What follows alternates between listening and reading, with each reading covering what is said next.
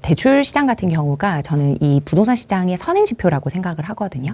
그러니까 사람들이 사실은 집을 사기 전에 알아보는 게 금리는 얼마나 나와요? 나는 대출이 될까? 이런 걸 먼저 물어보고 움직이시기 때문에 대출이라는 것 자체가 어느 지역에 어떻게 움직이는지를 보면 좀 뜨거운 정도 그리고 거래량 이런 걸 대충 예측해 볼 수 있는데 사실상 6.27 대책 이후에는 좀 얼음장이었어요. 근데 완전히 멈추는 시장은 아니고 움직이실 분들은 움직였어요. 이게 사실상 15억 이상의 문의가 많았다면 이 9.7 대책 이후로는 오히려 15억 이하의 문의가 많아요. 그러니까 지금은 한 현금 5억에서 한 10억 정도이신 분들이 굉장히 많은 것 같고요.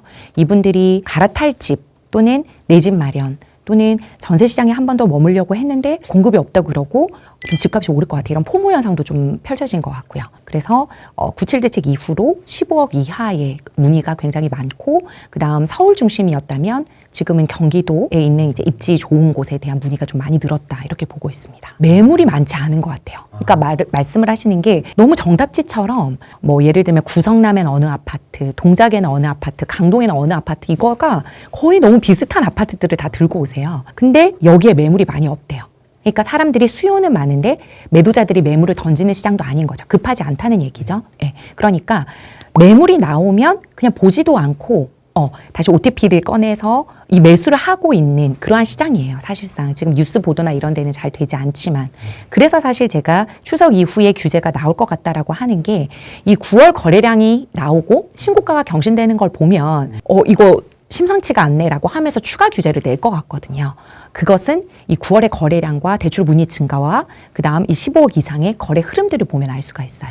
그러니까 사실상 사고자 하는 사람들의 수요는 많은데 매물이 많이 없어서 그렇지 만약에 매물도 많다 그러면 거래량도 상당히 많이 동반이 될 것 같거든요. 그래서 한 매물이 떴다. 라고 하면 오히려 몇 집이 다 가서 보고 오는 그게 이제 마포나 성동에서 펼쳐지다가 점점 과천 분당 또 옆 지역으로까지 번지면서 일부 뭐 광명하고 더 밑으로 평촌 안양 이쪽으로도 이제 많이 내려오고 있는 것 같아요. 그래서 지금 우리가 뭐 경기도 빅4라든지 서울 수도권 중심이라든지 이런 데는 이미 불장으로 가고 있지 않나 이렇게 보고 있습니다. 근데 제가 말씀드린 대로 이렇게 수요가 몰리는 곳만 올라요. 그러니까 나홀로 아파트라든지 또는 일자리가 들어가지 않는 지방이라든지 학군이 없는 지방이라든지 또는 수도권 중에서도 동력이 없는 뭐 재건축 재개발 이슈도 없는 그러한 곳들은 여전해요. 거래량도 별로 없고 우리 집을 매도하려고 해도 사람들이 별로 보러 오지도 않아요. 사실상 갈아타기를 하려면 내 집이 팔리고 그 다음 집에 주택담보대출을 일으켜야 이 주담대도 내가 원하는 만큼의 한도를 가져올 수 있는데 내 집이 털리지 않으니 즉 매도가 되지 않으니 기존의 주담대를 상환할 방법이 없는 거예요. 그러면 사실상 우리 집 1주택이 있는 상태에서 2주택을 매매하게 되면 다주택자 대출이잖아요. 그럼 이게 전면 막혀 있거든요. 안 나와요. 그래서 무조건 우리 집을 6개월 이내로 그럼 처분을 해야 되는데 문제는 우리 집만 안 보러 오는 거예요. 그렇기 때문에 내가 내 집 마련하고 갈아타게 할 때는 처분도 잘 되는 매도가 잘 된 아파트인지도 잘 봐야 돼요. 그래서 그렇게 매도가 잘 되고 오를 만한 아파트고 어느 정도 입지에 인프라도 있다라고 하면 또 아까 말씀드린 그 누구나 가고 싶어하는 아파트인 거예요. 그렇기 때문에 그런 아파트들은 수요가 굉장히 많고 공급은 적다. 거기서 계속 가격을 좀 끌어올리고 있기 때문에 사실상 이러한 곳들은 계속 거래량 동반하면 더 상승할 것 같고요. 아직 우리 집처럼 팔리지 않는 곳은 계속 정체할 것 같아요. 그래서 저는 너무 걱정되는 게 이 부동산의 양극화 현상이 너무 심화될 것 같아요. 그러니까 규제가 나오면 나올수록 오히려 이 부동산 시장 꼬이거든요. 그래서 차라리 다주택자를 좀 완화해 준다라든지. 그러니까 왜냐하면 다주택자도 이 전월세 시장에 공급하는 공급 주체인 거잖아요. 그러면 이 다주택자가 원활하게 매물 같은 거를 공급할 수 있도록 왜냐하면 빈집도 많거든요. 오히려 전입 문제나 여러 가지 임차 문제를 해결하지 못한 그런 다주택자분들은 그냥 공실로 비워두는 경우도 있어요. 그렇기 때문에 그런 거를 조금 막기 위해서라도 사실상 지방에서라도 좀 다주택자 분들이 투자를 이어갈 수 있도록 하면 사실상 오히려 이 양극화가 좀 완화되는 데 도움이 될 수 있거든요. 근데 지금 국민 정서상 강남의 집값을 끌어올리는 건 마치 투기꾼인 것 같고 이러한 것들은 다주택자가 일으키는 것 같고 근데 사실상 지금 시장은 1주택자나 갈아타기나 내 집 마련 수요거든요. 무주택자나 1주택자가 움직이는 수요지 다주택자는 대출이 나오지 않기 때문에 세금적으로도 많이 막혀있기 때문에 움직일 수 있는 활동할 수 있는 시기가 아니에요. 그럼에도 불구하고 대충 아시는 분들 또는 잘 모르시는 분들이 그렇게 생각하는 경향이 강한데 사실상 그렇지 않고요.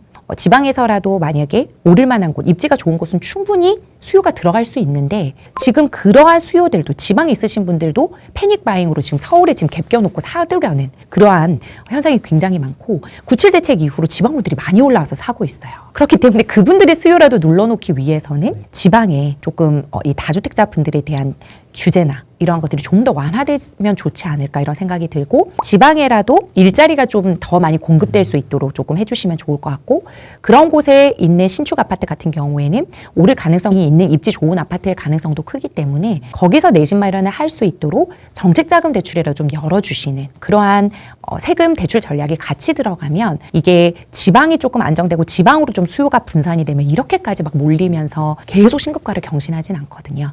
그리고 지방과 서울 간의 균형 발전도 이룰 수 있고요. 그렇기 때문에 강남 집값 잡으려고 하지 말고 그냥 전체적으로 보면서 지방 시장도 좀 살리는 방향. 예를 들어 지방 같은 경우에 미분양이 많이 나는 곳을 공공으로 잡아줘야 되거든요. 왜냐하면 그곳은 지금 민간 임대가 해결을 못하고 있는 거잖아요. 그럼 그럴 때 이제 공공이 정부가 주도를 해서 그 미분양을 해결해 주면서 싼 가격으로 전세를 내준다라든지 여러 가지 이러한 큰 정부를 이제 지향을 해주면 이제 지방 부동산 시장이 좀 안정화되겠죠. 그렇게 하면서 수요를 조금 이렇게 분산시켜 줄 수 있는 효과가 있는데 지금 그렇게는 하지 않고 오히려 한강변에 있는 곳에 임대를 많이 넣겠다 이렇게 하니 오히려 그러면 임대 비중이 낮은 신축 아파트는 어디야 이렇게 눈을 돌리게 되는 거거든요. 그래서 저는 이제 100일 지났는데 좀 많이 걱정이 돼요. 네, 지금 가격이 이제 폭락론자 분들이나 하락론자 분들 이런 분들 보면 이거를 받아줄 사람이 없기 때문에 곧 떨어질 수밖에 없다 이렇게 하는데 사실상 제가 대출 접수를 받아보고 시장에서 금융 소비자분들이나 또는 시장 참여자들을 만나보면 나만 현금이 없지 진짜 현금 많으신 분들이 많아요. 그런 분들이 뭐 갭을 끼고 사둔다라든지 또는 뭐 증여를 통해서 내가 현금력을 더 가져온다라든지 또는 뭐 대출의 힘을 최대한 받는다든지 이런 식으로 자본을 가지고 오게 되면 또 신고가를 경신할 수도 있는 거기 때문에 사실상 이러한 하락보다는 왜 상승할 수밖에 없는 구조인지를 좀 더 연구를 해주시고 그에 맞는 정책들이 좀 나왔으면 좋겠어요. 이미 펼쳐지고 있는 것 같은데요. 네, 왜냐하면 계약갱신을 청구하는 같은 아파트라도 그러한 가정과 그렇지 않은 곳에 이중 가격이 이미 형성되고 있어요. 나는 만약에 예를 들어 5억 원의 전세를 살고 있었고 계약갱신을 청구해서 5%만 올렸는데 이 집의 다른 층은 지금의 시세대로 들어가 버리니까 이 전세 금액이 엄청나게 차이가 나는 그런 아파트들도 이미 많이 펼쳐지고 있습니다. 그렇기 때문에 이미 지금 9월, 10월에서 지금 이사철이잖아요. 그래서 이때 거의 근데 마무리는 거의 돼가고 있는데 전세 대란이 이미 많이 펼쳐지고 있고 여러분들이 잘 알고 계시는 수도권에 매매건들이 많이 나와 있는 곳이라 하더라도 전월세 매물이 많이 없는 곳도 굉장히 많아요. 수원도 그렇고 영통도 그렇고 한번 보시면 아실 거예요. 그래서 이미 지금 전세 대란은 펼쳐지고 있다. 네, 이렇게 보고 있습니다. 아까 말씀드린 대로 전세자금 대출의 축소로 인해서 어쩔 수 없이 나는 전세를 살고 싶으나 줄 수 있는 현금이 없으니 반전세화가 되고 월세화가 되는 게 너무 흐름인 것 같고 그리고 이 전세자금 대출이 그러면 점점 풀릴 거냐 그것도 아니고 오히려 DSR을 도입한다고 하잖아요. 그러니까 지금 1주택자가 2억 원까지 받을 수 있는 것도 계속 2억 원까지 받을 수 있다는 보장이 없어요. 그렇기 때문에 전세자금 대출이 점점 축소되면 결국은 월세화로 변모가 되는 거죠. 그렇게 되고 그다음 이 월세가 사실은 많아지면 사실 집주인 입장에서는 세금이 많아질 수도 있어요. 일정 기간에 내가 보유세나 이런 걸 좀 생각해 보셔야 되는데 얼마 이상의 집을 가지고 그 집을 월세에 주느냐에 따라서 달라지지만 그래서 집주인 입장에서도 사실상 무조건 월세를 또 좋아하진 않아요. 그만큼 세금을 내야 되기 때문에 어느 정도의 보증금을 요구하는 집주인들도 많거든요. 그러면 그러한 보증금을 마련할 수 있는 또 세입자를 골라받을 수 있는 그런 시장이 펼쳐질 수도 있어요. 그리고 빌라 같은 경우에도 공시가 126% 이런 공식들이 있어서 점점 전세자금 대출 받기 어려워지니까 빌라로 수요가 많이 몰리지 못하면 또 아파트 전세로 몰릴 거고 그러면 아파트 전세 매물이 없는데 결국은 매물이 없으면 나는 월세라도 가야 되라고 하면 월세에 대한 수요가 늘어나면 또 월세 상승이 되는 거. 이렇게 전월세 시장은 안정화되지 못하고 결국은 더 불안정해질 것 같아요. 그래서 뭐 비주택에 대한 전세자금 대출의 축소, 그다음에 전세대출의 소득능력 심사 강화, 보증 비율의 축소, 그다음 앞으로의 전체적인 총량에 대한 제한사항 이런 것들이 다 맞물려서 대출적인 금융적인 측면에서 볼 때는 전세 월세화 현상은 계속 가팔라질 수밖에 없다. 이렇게 보고 있어요. 전 충분히 가능성이 있다고 봐요. 왜냐하면 사실상 전월세 시장에 머무르시는 분 중에 현금이 많은데 나는 굳이 내 집 마련을 하고 싶지 않아서 전월세 시장에 머무르시는 분의 수가 그렇게 많지는 않거든요. 그래서 사실상 내 돈이 많이 없기 때문에 이 전세자금 대출을 많이 이용하시는 분들이 많은데, 이러한 분들이 점점 전세자금 대출이 받기가 어려워지면 내 자본금이 그만큼 많아야 보증금을 낼 수가 있는 거잖아요. 그렇기 때문에 당연히 이 월세화 현상이 가팔라지고 전세 대출이 점점 더 힘들어지고 이 전세 대출 때문에 집값을 끌어올리는 원흉이 된다라는 여론이 없어지지 않는 이상, 보통 그렇게 많이 생각하시거든요. 이 전세 대출을 많이 풀어줘서 심지어 보증금의 80%까지도 대출을 해주기 때문에 이 전세가가 상승을 하면서 이게 다시 매매가를 끌어올리는 거다. 그래서 모든 게 전세자금 대출이 원흉이니 저 전세자금 대출을 없애라 라고 하는 거거든요. 그러면 결과적으로 원하는 대로 전세자금 대출이 없어지면 결국은 월세 임차인 분들만 남겠죠. 왜냐하면 보증금에 대한 해결 능력이 별로 없을 테니까. 대출의 힘을 받지 못하면 결국 대출은 타인 자본인데 자기 자본 비율이 올라갈 수밖에 없는 거잖아요. 그렇게 되면 내 현금이 많으신 분들은 그래도 조금 전월세 시장에 원하는 곳에 입지를 고를 수 있고 매물을 고를 수 있겠지만,